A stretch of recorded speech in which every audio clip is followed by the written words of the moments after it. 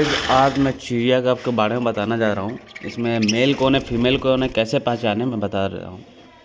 ये देखिए, ये चिड़िया के नाक पे पिंक होगा, पिंक है। ये देखिए पिंक होगा इसकी चिड़िया के नाक पे।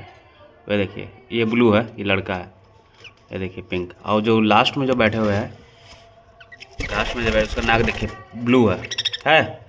तो इससे आप पहचान सकते हैं कि लड़का कौन है लड़की कौन है। ब्लू वाला लड़का हो गया और जो पिंक वाला है ये लड़की हो गया। इसे आप पहचान सकते हैं। ये देखिए ये भी लड़की है, ऊपर में भी एक लड़की है। ये देखिए।